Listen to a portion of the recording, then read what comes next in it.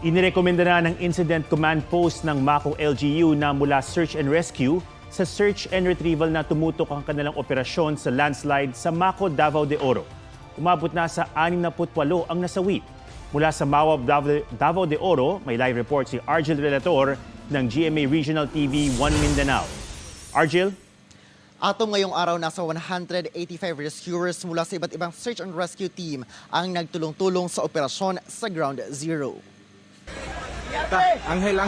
Ang tila himalang pagkakasagip ng batang ito na nahukay sa pagguho sa Mako, Davao de Oro nitong Biyernes ang ipinagdarasal din ng pamilya tandaan na mangyari sana sa 25 anyos na si Joseph Fernandez, empleyado ng Apex Mining na pinaniniwala ang sakay ng isa sa mga natabunang bus. Padayon gyapon mi nagpaabot sa iya. Kay bisan pag dawat naman namo siya og unsa man, amo alam ba nga makita namo iyahang lawas gani.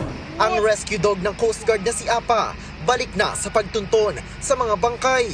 Sa bilang ng Incident Command Post, 144 hours na ang nagugol sa paghahanap sa mga natabunan ng gumuhong bahagi ng bundok sa Barangay Masara. Mula sa Search and Rescue and Retrieval Operations, irerekomenda na ng Incident Command Post ng paghahanap na ng mga bangkay ang tutukan ng kanilang operasyon. Bukas, we will shift from SRR to search and rescue na po, search and retrieval, ma'am. We will recommend first to the responsible official for this approval. We will conduct search and retrieval up to the level nga yung na kung saan nagsimula natabunan ng lupa, ma'am.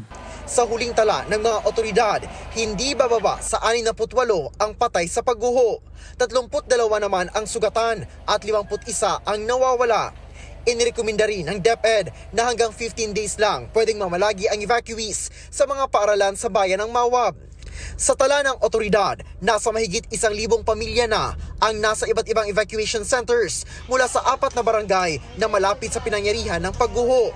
Prioridad sa relokasyon ang mga taga-barangay Masara na pinaka-apektado ng landslide at ang katabing barangay Mainit. We will immediately identify areas na pwedeng gawing Tin City. Hinihintay na lang din ang go signal mula sa Mines and Geosciences Bureau kung pwede at ligtas nang bumalik sa kanilang mga bahay ang iba pang lumikas. Atom sa 68 na recover na bangkay, 26 ang mga empleyado ng Apex Mining at 42 ang galing sa komunidad.